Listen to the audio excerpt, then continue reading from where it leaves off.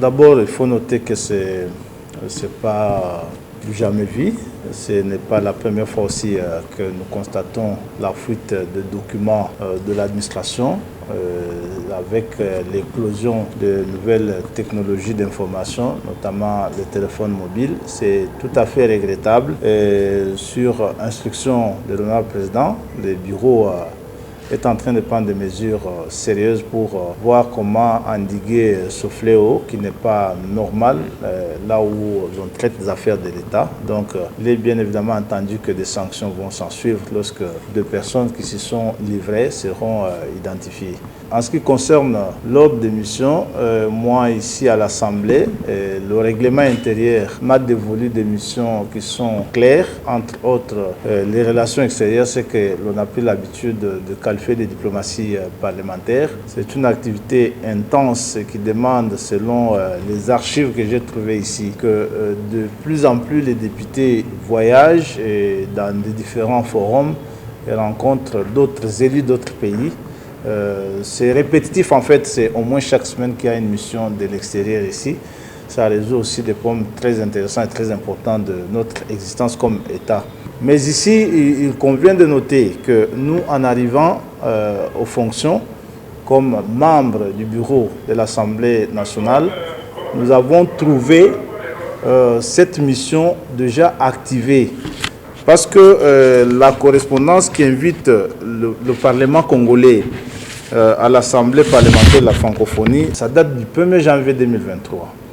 Et ça fait pratiquement une année et demie. Cette correspondance avait été adressée au président Mbosso, d'abord comme président du bureau définitif de l'Assemblée nationale, et qu'à l'approche de la manifestation, il n'est plus président du bureau définitif, il est devenu président du bureau provisoire, c'était après les élections, et que l'on sait que les visas du Canada prennent énormément de temps pour les obtenir.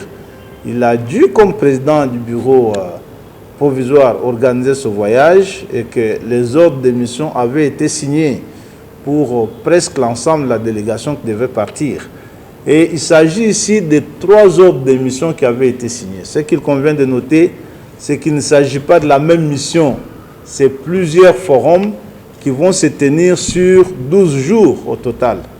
Il y a un forum qui fait 3 jours, il y a un forum qui fait 6 jours, ainsi de suite. Donc ce ne sont pas les mêmes personnes qui vont aller à la même activité. Ça, il fallait le noter. D'ailleurs, vous allez comprendre que le président Mbosso lui-même avait pris soin d'éclater cette mission en 3 ordres de mission. Il y a un ici avec 8 personnes. Il y a un autre ici avec 4 personnes. Il y a un 3e avec 6 personnes. Et puis celui qui était, je crois, du chef de délégation avec 2 personnes. Exactement. Qui devrait aller dans cette mission. C'est une triple mission, ce n'est pas la même mission. Lorsque nous arrivons, nous avons pensé que les autres missions étaient déjà signées.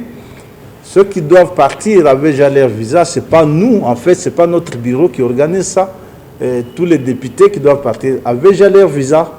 Et nous avons pensé que ça faisait un peu désordre, que ce soit autant d'autres missions qu'il fallait mettre ça sur un seul ordre d'émission, parce que surtout que le président lui-même devrait accompagner la délégation. C'est comme ça que les services, ici, ce n'est même pas venu de nous, les services administratifs de l'Assemblée nous ont présenté cette note technique que vous voyez ici pour nous conseiller sur la manière de faire les choses, et nous avons suivi la note technique qui nous a été déposée ici par les services.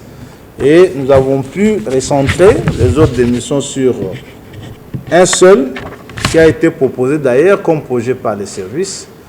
Seulement que la nouveauté a été de soustraire certaines personnes. Clairement, celles qui n'avaient pas obtenu de visa du Canada, parce que sur les 22 personnes proposées avant, il y a des gens qui n'ont pas eu de visa. Alors, on devait soustraire ces personnes qui n'avaient pas obtenu de visa pour remplacer l'honorable président qui voyageait avec la délégation et ses services. Ce qui fait peut-être des bruits, c'est que le président voyage avec 6 personnes dans sa suite. Je ne trouve pas que ça soit assez. On ne va pas quand même s'imaginer le président de l'Assemblée nationale en train de tirer des bagages dans des aéroports. C'est pas commode. Voilà un peu ce qui s'est passé. Je crois qu'il n'y a pas eu abus de finances publiques, il n'y a pas eu extravagance, il n'y a pas eu exagération. Notre peuple est informé qu'il ne s'agit pas d'une seule mission, mais de 3 missions que nous avons préféré mettre ensemble parce que cette fois-là, toutes devront être dirigées par l'honorable président de l'Assemblée. Voilà ce qui s'est passé.